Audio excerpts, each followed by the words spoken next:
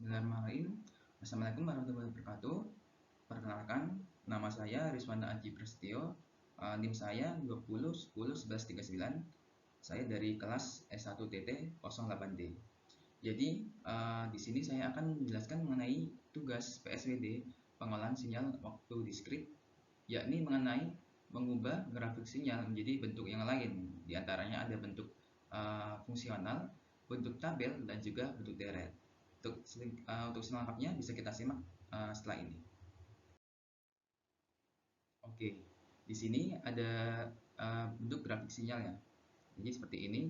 Di sini ada 8 titik, ada 8 amplitude gitu ya. Jadi berdasarkan tugas yang ada, kita disuruh membuat sendiri ya grafik sinyalnya, lalu kita ubah sendiri ke dalam berbagai macam bentuk, yakni fungsional, tabel, dan juga bentuk deret. Oke.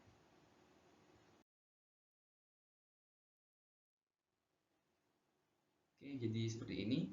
Di sini ada grafik sinyal, kita disuruh mengubah ke dalam berbagai macam bentuk. Yang pertama itu fungsional, tabel, dan juga deret. Jadi nanti kita akan mengubah grafik sinyal ini akan ke dalam berbagai macam bentuk gitu ya. Jadi kita mulai dari yang pertama, yakni mengubah grafik sinyal ke dalam bentuk fungsional. Oke, kita akan mengubah bentuk grafik ke dalam bentuk fungsional. Yang pertama, kita bisa melihat dulu grafik sinyalnya seperti ini. Oke, kita bisa lihat di sini ada berbagai macam ini ya, titik. Di sini ada saat titiknya itu amplitudenya itu 1, ada saat amplitudenya itu 2, ada saat amplitudenya itu -1, ada saat amplitudenya itu -2, ada yang 1, ada yang 2. Oke, dari semua amplitude ini, yang titik-titik ini, ketinggiannya itu kita, kalau kita dalam bentuk fungsional, itu akan ditaruh di sebelah kiri. Sebelah kiri ini ya, ada 1, 2, -1, lalu -2. Oke, kan sudah ditetapkan ya, apa macam-macam amplitudenya. Lalu kita tetapkan lagi n-nya.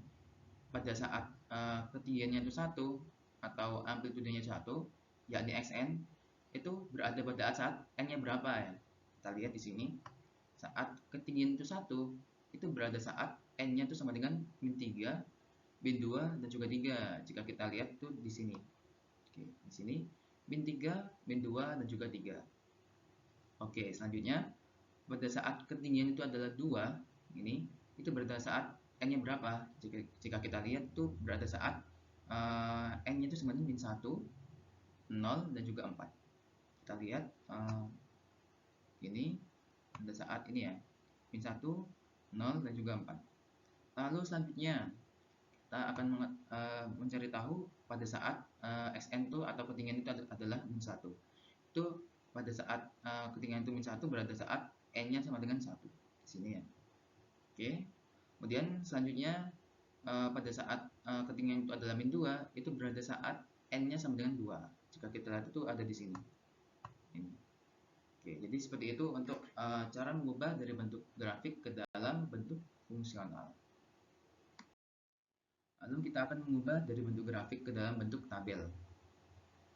Oke, di sini ada grafik sinyal. Oke, seperti yang tadi. Lalu di sini ada tabel sinyalnya. Oke, pertama di sini itu ada n dan juga xn. N ini nanti menunjukkan ini ya, menunjukkan sumbu x-nya, sedangkan xn menunjukkan sumbu y-nya.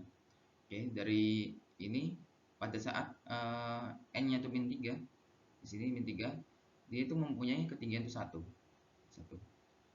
Oke, selanjutnya pada saat n itu sama dengan ini -2, itu xn-nya itu berada saat ini ketinggian itu 1. Oke, jadi tinggal kita ini ya, ibaratkan n itu adalah sumbu x-nya dan xn itu sama dengan sumbu y-nya. Jika kita lihat lagi, kita bisa mencocokkan lagi di mana pada saat xn atau ketinggian itu sama dengan 1, ini berada pada saat n-nya itu adalah -3, -2, dan juga 3. -3, 2, dan juga 3. Lalu jika kita lihat lagi itu pada saat ketinggian itu adalah 2, seperti ini, itu berada saat n-nya itu sama dengan -1, 0, dan juga 4. Nih, 0 dan 4. Kemudian pada saat xn atau ketinggiannya itu adalah min 1, ini berada saat n-nya itu sama dengan 1. Lalu selanjutnya pada saat xn itu sama dengan min 2, itu berada saat n-nya itu sama dengan 2. Oke, seperti ini. Jadi seperti itu untuk penjelasan mengenai cara mengubah dari bentuk grafik ke dalam bentuk tabel. Lalu selanjutnya kita akan belajar mengenai bagaimana mengubah dari bentuk grafik ke dalam bentuk deret. Oke, karena di sini grafik sinyalnya itu sudah ditetapkan, di mana sudah jelas ya n-nya berapa, x-nya berapa gitu ya. Oleh karena itu untuk deret yang akan kita buat yakni adalah deret dengan durasi terbatas. Ciri deret dengan durasi terbatas yakni nilainya itu baku ya, tidak ada yang dari min tak hingga tak hingga gitu. Jadi di sini tuh nilainya itu baku. Di sini jika kita lihat xn itu sama dengan 1 1 2 2 min 1 min 2 1 2. Semuanya ini adalah ketinggian dari sinyal itu ya.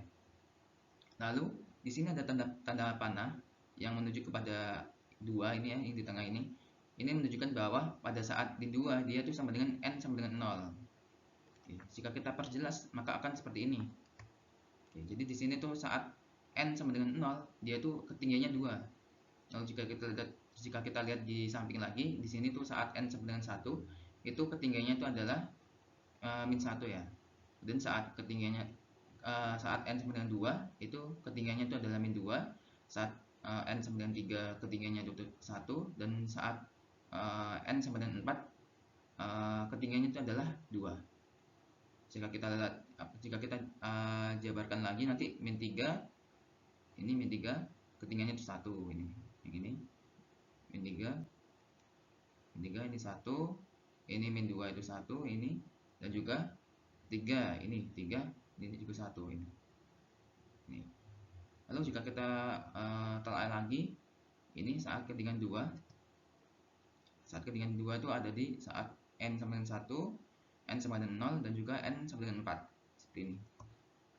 Oke, kemudian saat ketinggian itu adalah min 1, ini min 1, itu berada saat n sama dengan 1. Kita lihat itu seperti di sini, n sama dengan 1.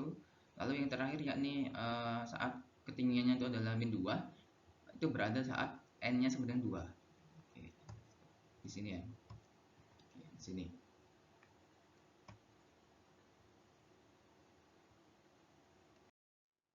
Oke, cukup dan sekian dari saya. Jika ada salah atau kurangnya mohon dimaafkan. Wassalamualaikum warahmatullahi wabarakatuh.